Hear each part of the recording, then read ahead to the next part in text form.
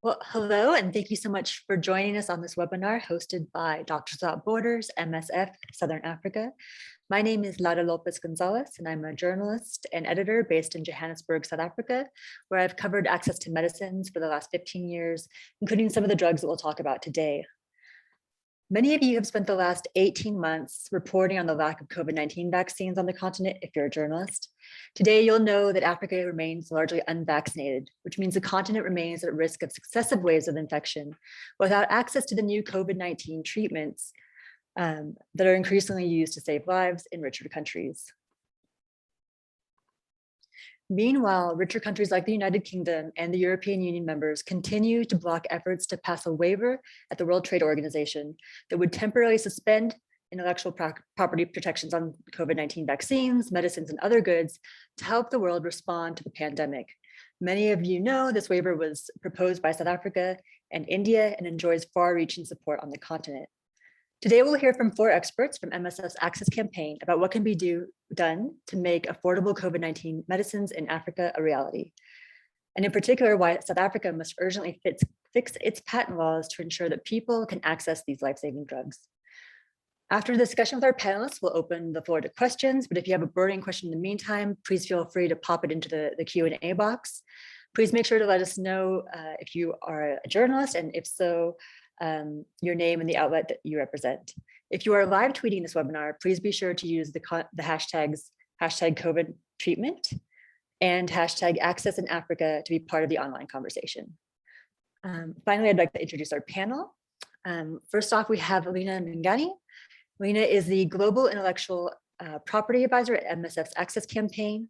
A lawyer by training, Lina has worked extensively to ensure public health provisions were included in India's 2005 patent amendment and continues to be involved in patent challenges on essential medicines.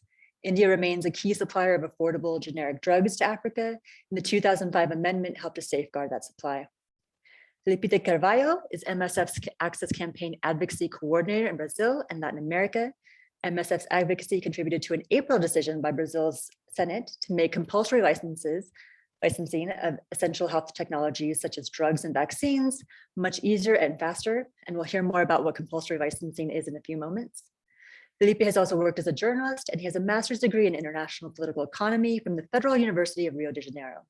He is a civil society representative at the World Health Organization's Access to COVID-19 Act Accelerator, which is working in part to secure equitable access to COVID-19 medicines. Candice Sahoma is MSF's Access campaign advocacy officer in Johannesburg, where she has helped spearhead the fight to fix South Africa's intellectual property legislation as a member of the Fix the Patents campaign. Candice has also been tracking and advocating for improved access to COVID-19 medical tools on the continent and was recently invited to join the Intellectual Property and Technology Transfer Workstream at the Partnership for African Vaccine Manufacturing. She is currently reading for a master's in public health at the University of Stellenbosch. And finally, we have Bayoni Twala, a legal researcher with the Public Interest Law Organization Section 27, where a large part of her work focuses on access to medicine and domestic legal reform. With an LLB from the University of Witwatersrand, Bayoni has previously clerked at South Africa's Constitutional Court and the Supreme Court of Kenya. Prior to joining Section 27, she worked at the Center for Applied Legal Studies. She is also an active member of the Fix the Patent Laws campaign. Lina, we'll start off with you, and Lina will give us a short introduction to the COVID-19 treatments we are talking about and some of the intellectual property issues there. Thanks, Lina. Thank you for having me, Laura and MSF. So I just wanted to talk about something that's been on the table for a very long time, which is medicines for COVID-19, but somehow overshadowed by, of course, the activism that was needed for vaccines. And indeed, it's the correct moment, I feel, when we know that COVID is here to stay in our communities, that we will always need treatment, to start talking about these treatments at this crucial juncture. So I'm just going to, okay, so can someone do my screen sharing, or should I just go verbal? I think, Kate, can you help Lina with the screen sharing?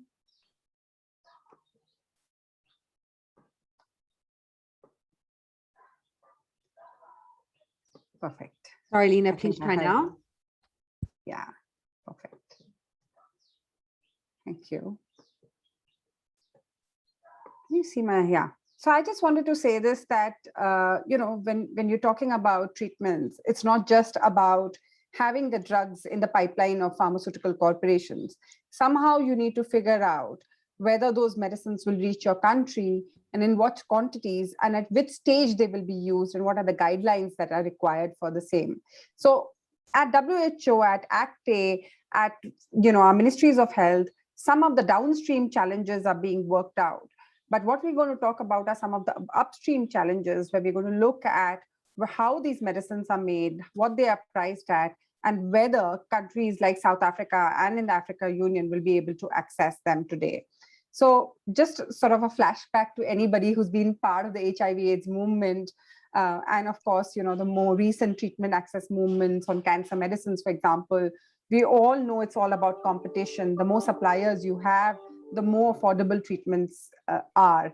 And this is something that, we learned the hard way for antiretrovirals. We had to fight for licenses before the Competition Commission in South Africa. And it's been now over a decade and a half that we have antiretrovirals that are saving lives for people living with HIV. We are now going to talk about how some of those lessons can be applied to COVID-19. So I'm just going to talk about the three major classes of medicines that people should be looking at. One is, the monoclonal antibodies, which are biological medicines. And the traditional thinking is that monoclonal antibodies are too expensive for developing countries, that they should be, not brought to developing countries, or they should be made available to, the rich in developing countries. So what you will notice is, for a breast cancer drug called trastuzumab, widely known as Herceptin, majority of women with HER2 breast cancer went without treatments without treatment with trastuzumab, even though it benefited them greatly, because of the obscene prices that Roche was charging for these medicines. So traditionally, monoclonal antibodies have been reserved for the rich in our countries, or reserved for high-income countries. And the thinking on this has been that, developing countries can't possibly provide in their healthcare system monoclonal antibodies. And now this is changing, because the first class of medicines that have proved to be somewhat successful in treating severe COVID, for example, if you look at tocilizumab, it is being used for severe cases, turned out to be monoclonal antibodies. So what's happened again? It's the same story that we've been familiar with trastuzumab. Some of you all who worked in South Africa will remember the days when we were fighting for Herceptin for women with breast cancer. So tocilizumab right now is rarely available in developing countries for a number of reasons, because it's in short supply from Roche. Number two is that it's expensive. So for example, in India, it's over $600 for a 600 mg dose of tocilizumab. So you've got monoclonal antibodies, which are coming down the pipeline, being used in high-income countries. All the three that I've listed are actually in use in high-income countries, but not making their way through into developing countries. One of the examples I can give you is this, like MSF has been asking Roche for the last 4 months to give us 6,000 vials of tocilizumab. And we haven't heard back about any supplies from Roche at this point of time. So you've got monoclonal antibodies right up there, which we should be talking about, and access to it. And movements that have worked on treatment access should also, sort of unite with groups that are working on COVID-19. Then you've got the JAK inhibitors, which are, a plain, simple, old class of medicines called NIBs, that are called NIBs. We fought for imatinib for cancer. And if you look at the NIBs that are being used for COVID, and this is a class of medicines, JAK inhibitors, that the WHO is looking as a class to be used for severe cases, they are very low cost to produce. They can be generically produced in practically different parts of the world, not just in India.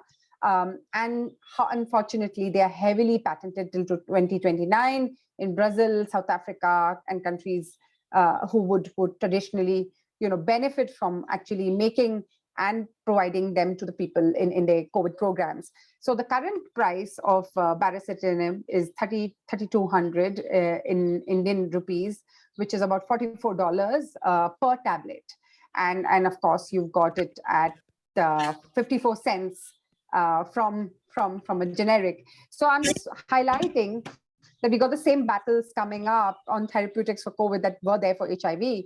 And the last class of medicines I'm going to talk about are plain simple antivirals. We are familiar with them for reasons because of hepatitis C. We fought for sofosbuvir from Gilead and the right to produce them generically. And there are multiple compounds coming through. There's still data awaited on one of the first ones, molnupiravir, which was approved by the US FDA for mild to moderate COVID. And the cost of a 5-day regimen is to generically produce is just $20 versus $700 from Merck. Now, potentially, if you are giving it to people who just tested positive with COVID to prevent them from getting sicker, then of course the number of people you're treating is very large. So therefore, you need large-scale generic production. Yes, voluntary licenses have been granted, but they've been, breaking down the solidarity in the developing world. Yes, Africa is covered by this voluntary license. However, Brazil is excluded. Many other Latin American countries are excluded. Many countries in Central Asia are excluded. So there's a really big challenge about who's going to really get the treatments, except for a few countries who are covered by the voluntary license. So these are three main class that we are following, and of course there'll be others. And I just wanted to say this, that patent barriers are right up there. We should be looking at them. South Africa grants all patent claims. Unfortunately, it hasn't reformed its law. We've been long asking for that. And I think perhaps it's time to, push further. Voluntary license practices are sketchy. They may or may not be applied to a particular drug. Worse still, they exclude a large part of people in developing countries in Latin America and Central Asia and other parts of the world. And of course, what would be the ideal is South Africa's proposal that we waive all intellectual property, including patents, that would allow, medicines and therapeutics to flow to our countries and to be locally produced, to be very honest. Some of them are, small molecules that many countries around the world can produce. So I'm going to stop here. And I just wanted to say this, that, many of the things that we are fighting for are so started on the South African subcontinent, on treatment access. And, the fact that we can't travel to high-income countries based on our vaccine certificates, and that's just being sorted out. We've heard that before in HIV. Treatments are going to high-income countries before they're reaching developing countries. And of course, we need to sort of find a way of campaigning together to get the treatments to people who need them everywhere in the world. So I'm going to stop here. Thanks, Lena. Yeah, we know from the World Health Organization that some of those monoclonal antibody treatments cost up to $2,000, and that not many, if any, African countries are using them today. And that's as of August, really, from the World Trade Organization, Health Organization, rather. I just wanted to break it down a little bit, but can you just talk very briefly about what is a patent and what is a license, and why do they matter for access to medicine? Patents, in a simple lay terms, when they exist in your country, and I'm going to talk about country by country, basically means that they allow the patent holder to block someone else from making and selling the medicine. And that basically means that person has a monopoly. And for example, Pfizer had a monopoly on linocilid, which was a DRTB drug, and it was an obscene amount of 600-700 rand per tablet. And it basically, we couldn't get the generics in from India because, Pfizer had a monopoly on linocilid. So essentially, the patents block you from accessing more affordable versions of a drug that might be out there, or you might want to produce yourself. A license is a license to a competitor, allowing them to make the same medicine. And sometimes they work very well if they're granted, the conditions are good. And sometimes they don't work so very well, particularly for countries like Brazil, who are traditionally left out of these licenses and have to buy the patented medicine. So licenses are sometimes very good and have good terms and conditions, but often they work against our comrades. As I say, India might be covered, but then, Ukrainians may not be covered. They may not get the generics. So licenses, in a way, are a discriminatory system where they allow maybe access to a few privileged countries, but leave the rest out. Thanks so much, Lena. And if you could just stop sharing your screen, I'll move on to Felipe. You mentioned that Lena mentioned earlier that Merck, for instance, which is one of the companies that we know has just come out with a new, easier to use COVID-19 treatment in the form of a pill, has granted voluntary licensing. So has voluntarily given its license to some Indian manufacturers to allow for generic production. But that's not always the case. And sometimes countries are forced to use compulsory licenses to get access to the drugs that they need. I wanted to talk to Felipe because Brazil has been a long struggle to get compulsory licensing happening in Brazil.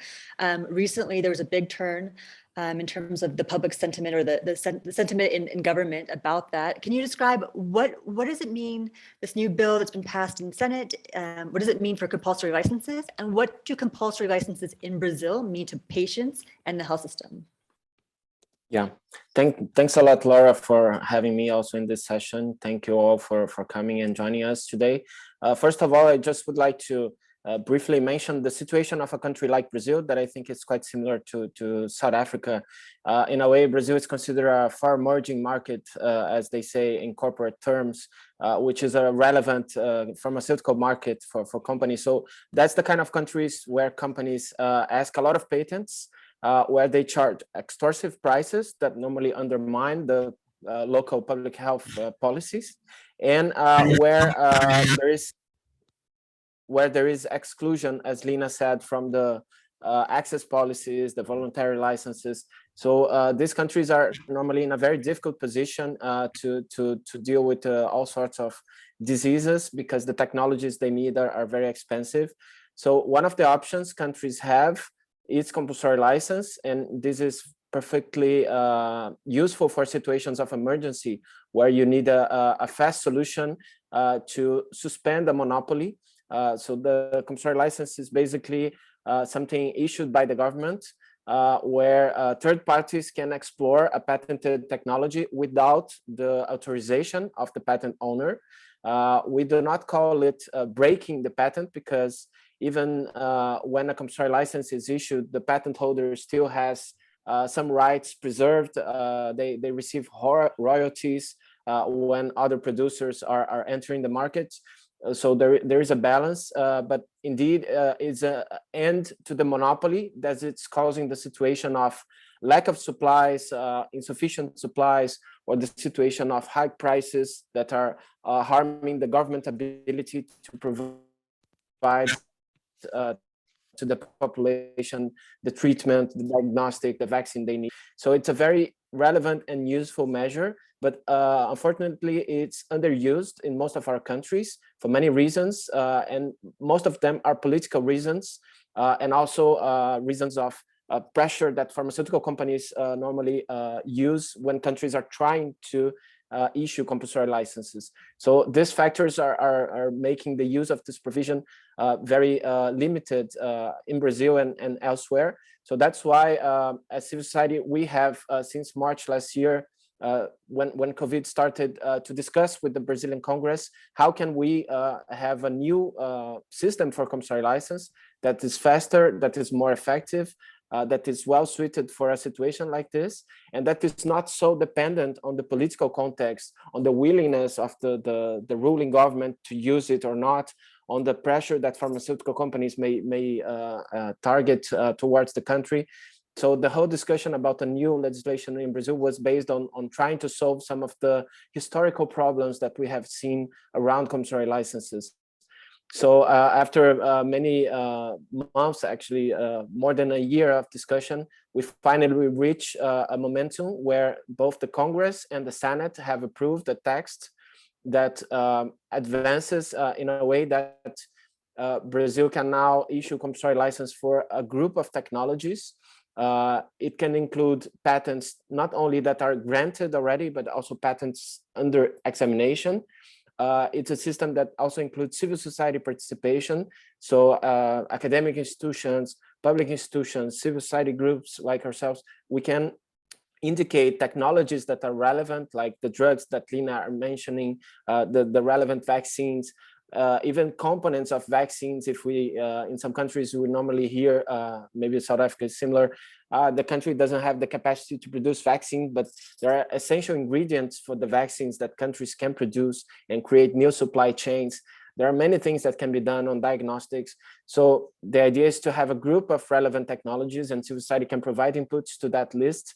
And also there is something around know-how sharing as well. There are provisions that request companies to share beyond information that is already on the patents, also other essential information for the reproduction of those technologies, because we learned that sometimes the information that is in the patents is not sufficient. So we need to make sure that for compulsory license to really work, all the relevant information is shared, data, manufacturing process, everything that is necessary for local production or for other suppliers to come in. So the new legislation has all these features. The only problem is that the president has vetoed some of those important measures, especially around know-how sharing. So we see again that the lobby from pharma is non-stop. So we are fighting again in the Congress to remove the vetoes that the president has done, and make sure that the legislation has its full potential to deliver more treatments, more vaccines, more diagnostics to the Brazilian population, and to make sure that the Brazilian public health system can maintain a response to COVID and to other health conditions. We already saw in Brazil, there will be a cut in the budget for vaccine purchase next year of 85%. So if we don't find ways to really make it sustainable, and at the same time, the budget is reducing, but companies like Pfizer are raising the price. Each contract that they sign with Brazil, with the drugs Brazil is paying very high prices. Tocilizumab, for example, is only available for patients under the private healthcare system, not the public healthcare system. So the inequalities are coming over and over again, and population is suffering with that. So compulsory license is a good solution, but we need those improvements to make sure it happens in a very effective way. Thanks, Felipe. Yeah, no, I think it's really COVID-19 has really highlighted those inequalities, and certainly I think you made a point earlier in one of your interviews about this, that the price, how Brazil's ability to access affordable versions of drugs really has a direct impact on whether the government is able to provide that treatment. We saw earlier this year, South Africa chose not to provide monoclonal antibody treatment in South Africa because it's just too expensive for the country to afford. I wanted to talk to Candice. Compulsory licensing is something that South Africa hasn't historically been able to do because of its patent law regime. What are the problems in South Africa's patent laws? Where are we with reforms? And why are we seeing this international sort of posturing by the country to waive IP protections while not sort of attending to that same situation at home? Yeah, thank you so much for having me, Laura. And yeah, I think that's such a big question. I think we have seen South Africa spearhead the calls for a waiver on the global stage on COVID-19 medical tools. However, on the contrary, we do not have our own house in order when it comes to fixing our own patent law to ensure access to life-saving medicine. So although the kind of leadership South Africa has showed, on the global stage is commendable, and outrightly acknowledging IP as a barrier to access these life-saving covered, medical tools, but the big question still remains as to when are we going to get our stuff moving? When are we going to get our own patent law reformed? And COVID has shown, and I think COVID also shows the urgency of why we actually need, these patent laws to be reformed. And, just to also take you back to just the history of also the reforming the patent law. So in 2018, after many years of, fix the patent laws and various other civil society organizations doing advocacy for the Department of Trade and Industry to publish the patent law, only in 2018 we managed to secure, that IP policy, which makes very important commitments to the reform of our country's patent laws to prioritize and safeguard public health. But despite, that adoption of that, important policy, 3 years later, we still do not have like a bill that would ensure or rather give effect to the IP policy, because at the moment in as much as we do have a very good IP policy, we cannot use it because it needs to be turned into national law. So I think we understand obviously that the department is in the process of finalizing the draft bill to amend the Patents Act. However, the process has been shockingly slow, and especially in light of how we have been speaking. IP is such a problem to accessing. Even our president, in every stage that he gets into, he speaks about how IP is a barrier. So there's still some questions to why are we not moving locally on this? And the current system is quite flawed and still blocks access to these life-saving, and it's something that we've been showing with HIV and AIDS, with TB, with cancer medicine, as Ina has mentioned. So the current system, firstly, we don't have any examination process. We don't have any kind of substantive examination.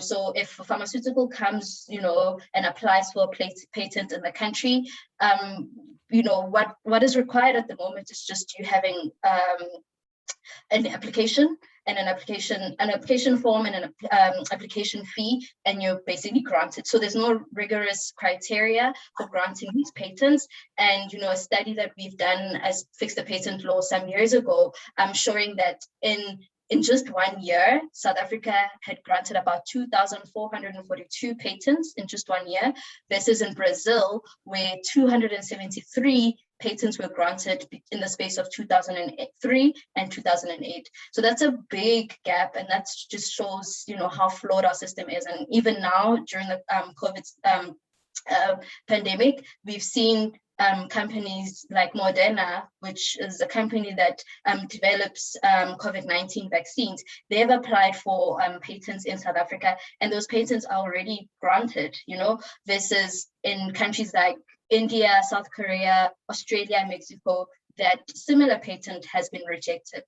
In the face of a pandemic, you would imagine that in this time, there would be more critical, there would be more, not just handing out patents, but we still have, our current system, our current department granting, such patents, which inadvertently also blocks, access to these critical medicines. So also, even in the face of having those patents granted, there aren't any, pre or post grant opposition system mechanisms in place to challenge, the granting of these patents. Currently, the only way you can do that is through a patent revocation, which is a very lengthy process. It can take about 3 years. We're in the face of a pandemic. If we were to apply for a patent revocation, it would literally take us 3 years to get that revoked, and it would cost so much. So what we're saying is that we actually need a more sort of easy administrative process for us to be able to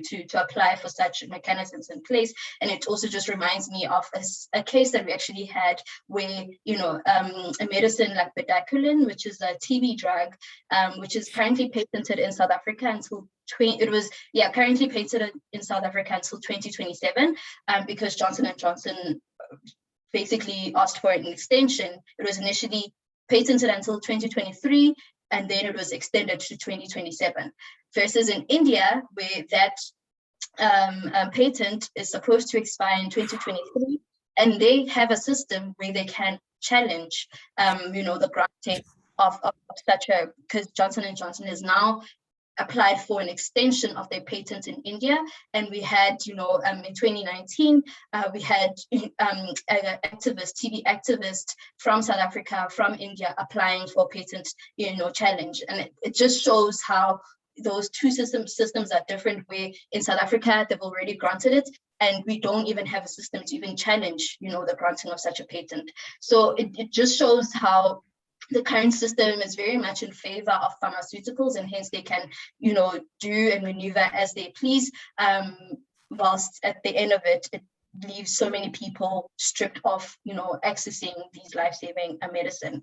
And even in the case of a compulsory license that Philippe has gone through, in South Africa, we have not made use of it.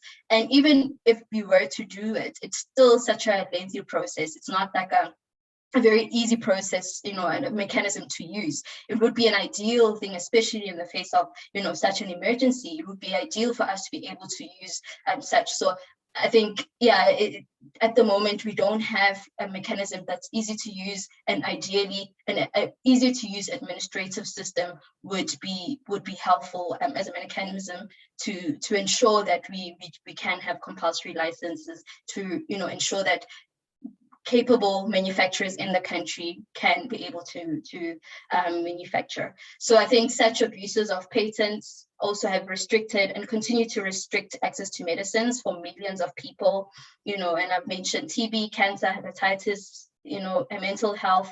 And, you know, the same is still happening even with COVID-19 medical.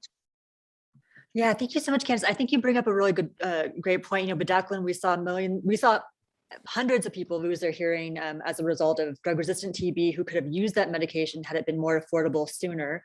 You bring up a good point, and I want to touch on this before we go to Baoni.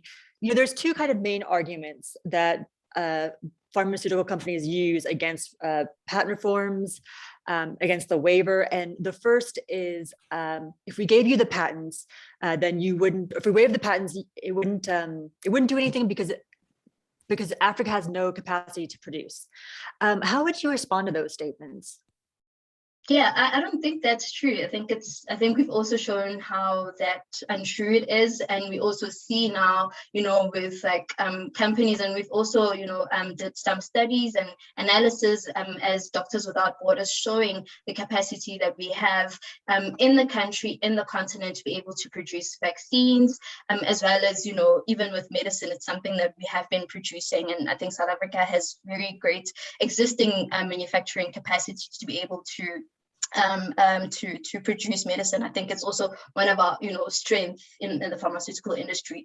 And, you know, I think it's a myth. It's just trying to sort of derail this, you know, this whole, you know, question about actually getting African manufacturers to be able to be independent. And I think for me, it's an issue of independence. It's an issue of also relying on ourselves to be able to, you know, meet the local needs in the country, but also regionally, because, you know, I think South Africa is a very critical role player, and we've seen also in other parts of the continent who, you know, companies that do have the capacity.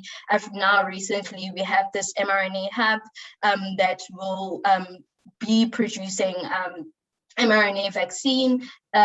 We have Aspen, we have BioVac, you know, and so I think it's just trying to sort of shift this whole, and I think it has some colonial, you know, aspects to it, you know, just trying to undermine our ability to produce, because yeah, there's literally nothing in Africa, you know. So I think it's such a, yeah, it's very undermining, but I think we see that even now with the diagnostic tools, the companies that are coming up, you know, being able to manufacture those. So I think we are seeing, and we're actually proving to those who say that we cannot do it, we're actually proving it by actually showing and doing it at the same time.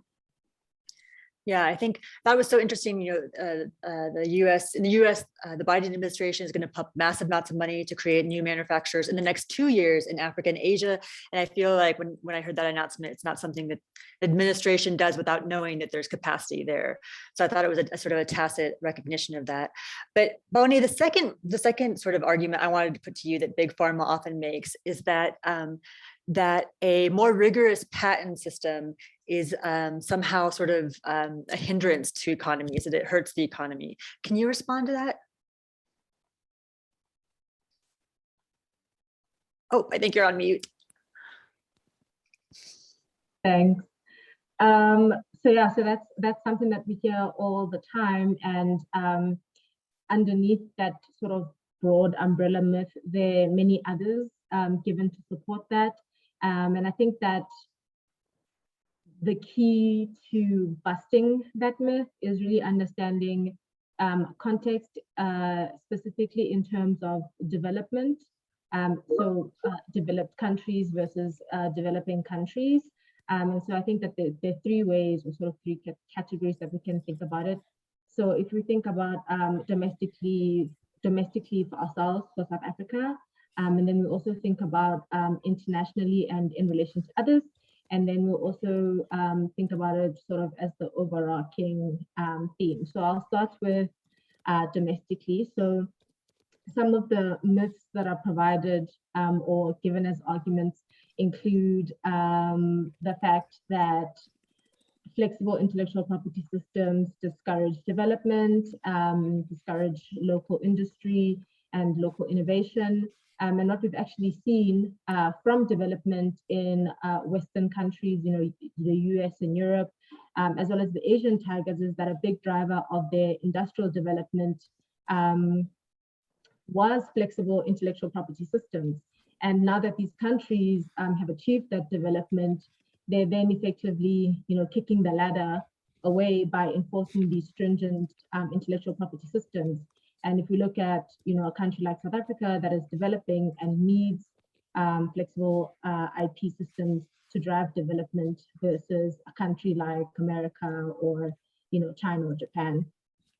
And then in terms of local industry and innovation, what we would actually be able to see is economic growth through industrialization and digitization.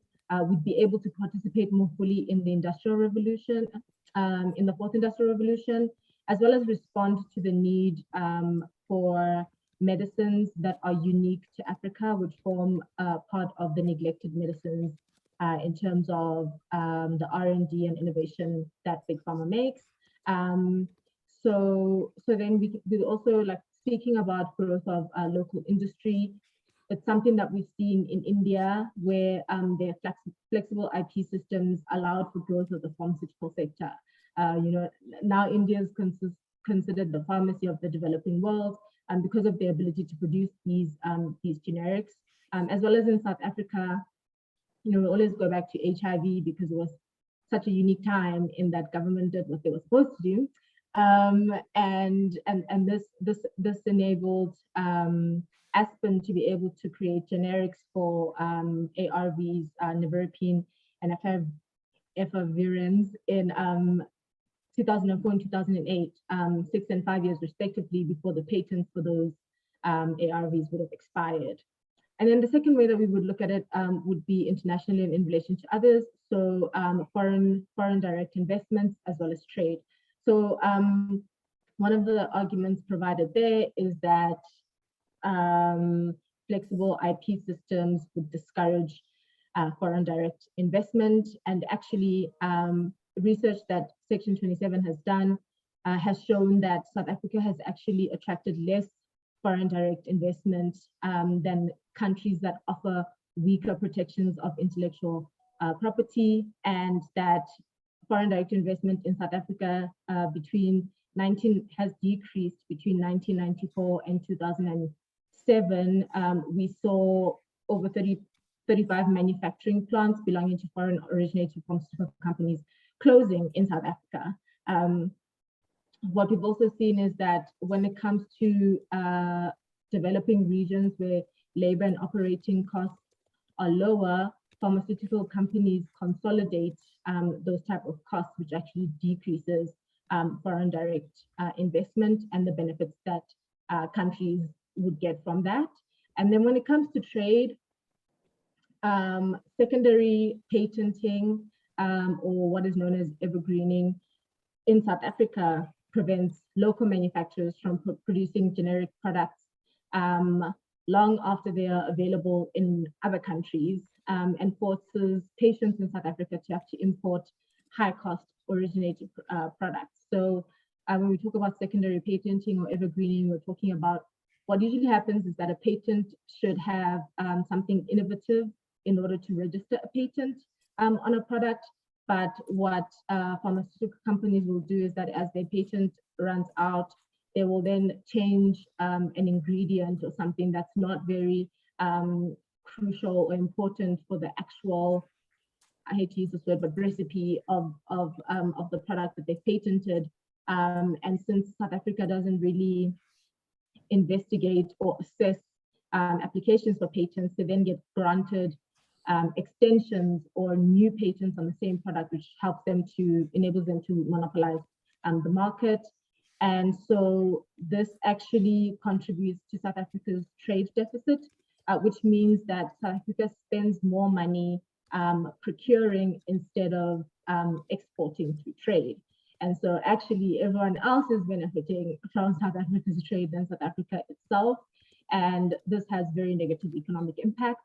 So an example that we see of this is secondary patenting led South Africa to block a local pharmaceutical producer, Pharma Dynamics, from marketing its registered generic for what we would know as Yasmin or Yaz. So the products there were trospirinine and ethinyl estradiol. So they've been blocked from marketing those until 2024. And so the originator pharmaceutical company for Yasmin and Yaz earned 170 million from the sale of those products in 2013. If Pharma Dynamics generic was available, then women who use Yasmin or Yaz would have had the option to save approximately 50 million per year through generic substitution. And so I think those kind of numbers just show and quantify the cost of very strong IP protections and how they're actually not beneficial for the country economically. As I said, for this portion, which we can think about as internationally or in relation to others. And then lastly, the overarching category and what really should be the most important when we think about why we protect or why we seek to drive what is it called? Research and development or innovation in health, is that actually we want to be able to have health benefits driven research and development instead of profit-driven research and development. So profit-driven research and development and health innovation leads to things like evergreening, which basically just kind of leads to a fight between monopolizing markets, as opposed to actually coming up with innovation that responds to the needs of countries and the needs and faces the response to the diseases, the disease burden in the world. So when we think about neglected diseases, about 12% of the disease burden is made up by neglected diseases, and 4% of the therapeutics registered in 2011, only 4% of those therapeutics actually addressed neglected diseases. And so we see that we're really failing to deliver innovation into that response to our need. And that if we, particularly in Africa, we need innovation that responds to those neglected diseases and allows us to find solutions for that. Yeah, thank you so much, Bayani. I mean, I love what you said, busting those myths and really kind of combating them with some hard economic facts that you provided us with. We have about 10 minutes left, and so I wanted to open it up for questions. If you have a question, feel free to put it drop it into the Q&A box, or raise your hand. And Kate, did you want to say something? No, sorry. Okay, no worries. While people do that, I did have a follow-up question for Lena. We've heard about evergreening, which is the extension of patents, really kind of almost sort of against the sort of sentiment of what a patent should be doing, protecting original innovation. And it can be done for something as small as adding some salt to a medicine, MSF has shown in the past. India allows for civil society groups and citizens to oppose a patent before it's even been granted. And that's something that's really come through in some of the patent reform discussions in South Africa. Can you explain, Lena, a little bit about how that's done and why that matters? I think it matters most because it empowers people. You know, normally when you look at a patent system, it's between a generic company and a big pharma company. And when we were changing the patent law, at that point of time, Novartis got a what I call a mini monopoly of 5 years. And we didn't know why this cancer drug had gone under monopoly.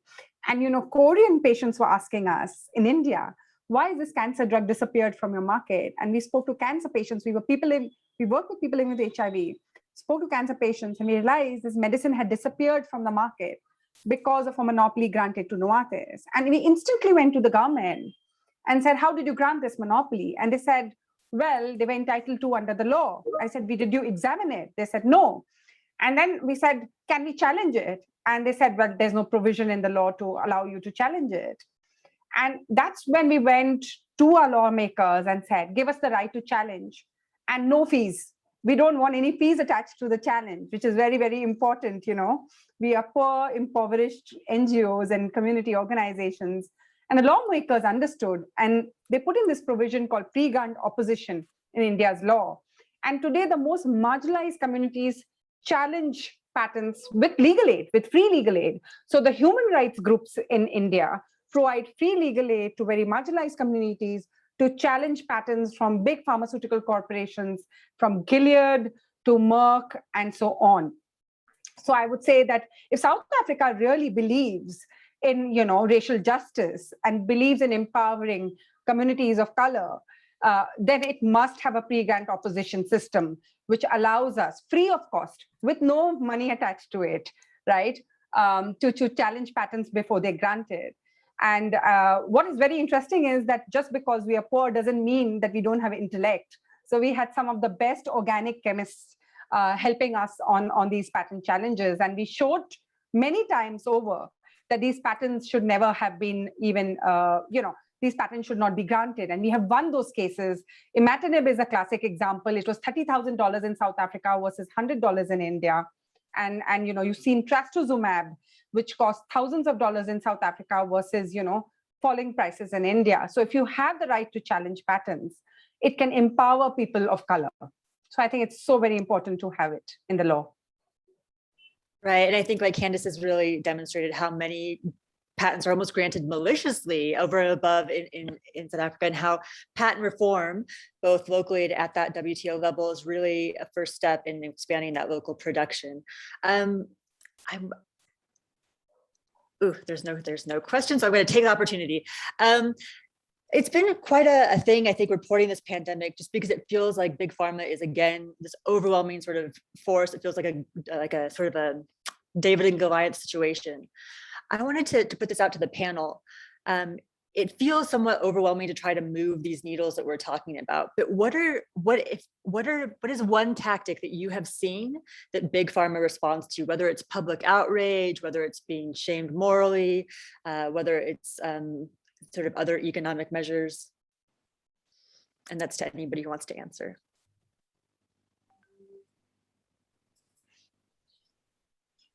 But if no one is going, I would like to go for it, you know. So since the time we started to work on HIV/AIDS and we all got together from different parts of the world, recognizing that we have a common experience of being left out of treatment. I think one thing that, you know, when we are, you know, organizing and collectivizing is the impact of the intellectual property system on marginalized communities and people of color. And I think we need to collectivize and show that this is a system that works against poor, marginalized, and people of color, against people in developing countries, not only, you know, putting it behind the dialogue about developing and develop, but about, you know, justice even in the United States, where you've seen with hepatitis C treatments, the most marginalized communities have not been able to access them. And I think this is what is happening in COVID-19, because it pinches everybody across the world. It has sort of brought the larger human rights movement, the women's groups, and the larger groups together to collectivize and understand what big pharma has been doing over the years and challenging them. So this is not just about people living with HIV or cancer. This is now becoming a more broader movement of collectivizing and challenging an intellectual property system that doesn't work for a large, for majority of people in the world, you know. Yeah, and sorry. Can I add something? No, yeah, because I mean the experience in Brazil of the parliament approving a bill that we know big pharma doesn't like. It's quite remarkable, and it was not a tight win. It was a major win. Like in the parliament, we had 425 votes in favor of this new legislation, and we have been that big pharma has been unable to use its lobby capacities to block this to happen. So it was quite remarkable to see this winning, and There are many factors contributing to that, but I would like to build on what Lina just said.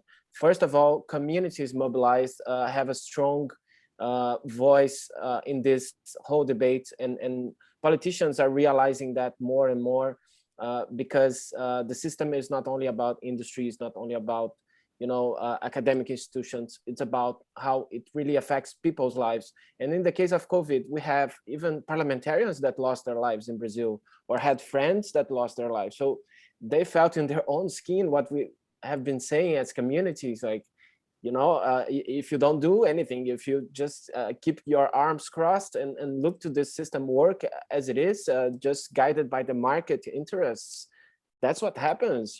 People die when you have something that can save them, not reaching them. And this was true even for the elite of Brazil. The most rich people are also seeing that happen to their family, colleagues, and so that anger finally reached those policymakers, and they understood what we were trying to say by their own experience, and that kind of outrage, I think, also made them immune to pharmaceutical companies' lobby that was always present. But in this case, it became so clear what we are talking about when we say that those inequalities are killing people. And other factor that was quite important, I must say, was actually the waiver debate, because in Brazil, we have been discussing a new legislation since last year, but everything was stuck. But then when the waiver discussion came, and Brazil was at first against the waiver proposal, actually the parliamentarians in Brazil realized that we were really disconnected from the global movement of countries that were trying to find a solution. So they started to defend a change in Brazil's law as a way to also show that they don't agree with the government. So the government was at WTO opposing the waiver, and they said, no, let's show that let's do what we can. Let's change the law to say, we think monopolies should not be there. We think that even trade secrets should be, revised under those conditions. So they have done actually a response to the fact that the government was not really willing to change things and to contribute to the waiver discussion. And I must say, that's the final thing. The protests that activists have done in South Africa in front of Brazilian embassies was very, very important for that process, because that was the trigger for many parliamentarians to finally realize and start to be more active in this topic of IP, because they saw, like, okay, we are being targeted, we are in the wrong side of history. So let's do what we can here internally. If we can. And of course, they also pushed Brazil to change the position in WTO. There were letters by parliamentarians also asking Brazil to change its position, and we finally got this after a long time. But the protests were a landmark moment. So I would like to thank all the South African activists that have been doing this very important mobilizations, including in front of the Brazilian embassy. Yeah, thanks so much, Felipe. I think what you said was so key, that there's a moment right now that we have to start really connecting patents, which people don't tend to think about every day, to the medicines that we have in our hands. I wanted to hear from Candice about what she thinks about this, and also turn it over to her to wrap things up and to give our sort of close. Hi, I'm muted. So is this, because I see some questions in the Q&A about South Africa's openness to learn from India in terms of IP and patent rights reform. I think there has been, some level of engagements with those countries. I think also with the kind of policy, as I mentioned, the kind of policy that we have, surely I think there has been some, looking into countries like India.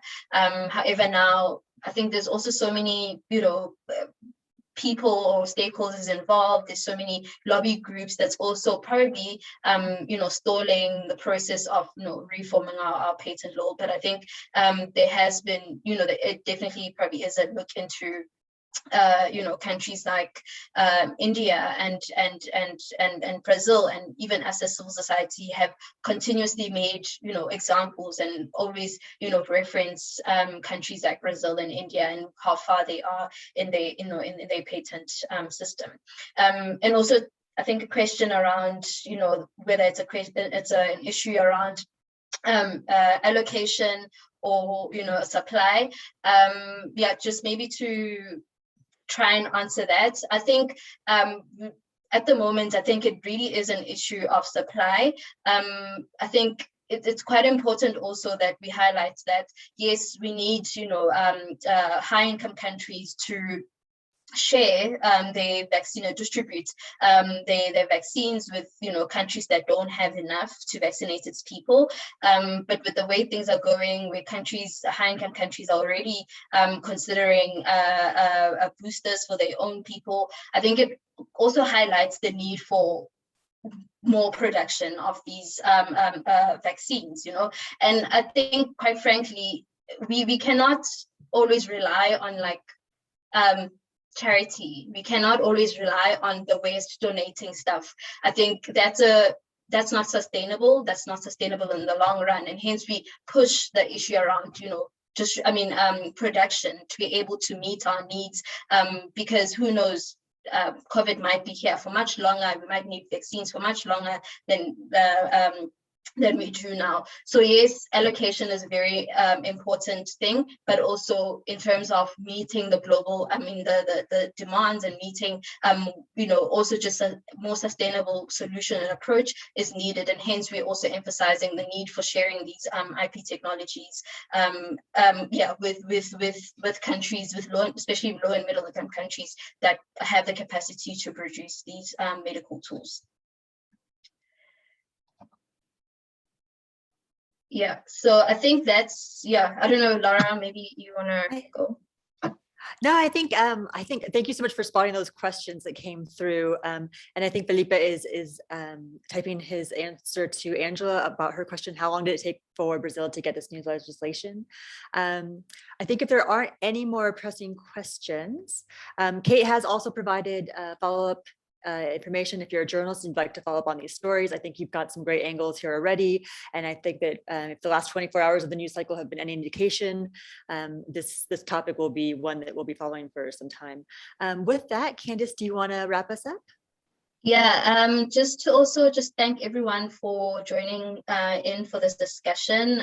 We will be continuing the series, going into local production of vaccines, which I think is probably most interesting for a lot of people, as well as diagnostics. I think those important conversations are still to be had in the future. And I think also, looking at the, IP law reform process, there's still going to be action that we're planning as fix the patent law. So our next action will be on the 9th of November. We will be targeting the Department of Trade and Industry, putting pressure on them to release the IP bill.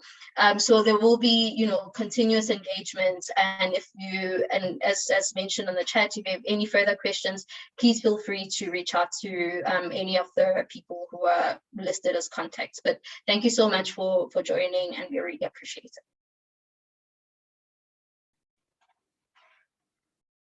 Yeah, thank you so much. I think with that, Kate, if you don't have any other words, I think we can close the webinar.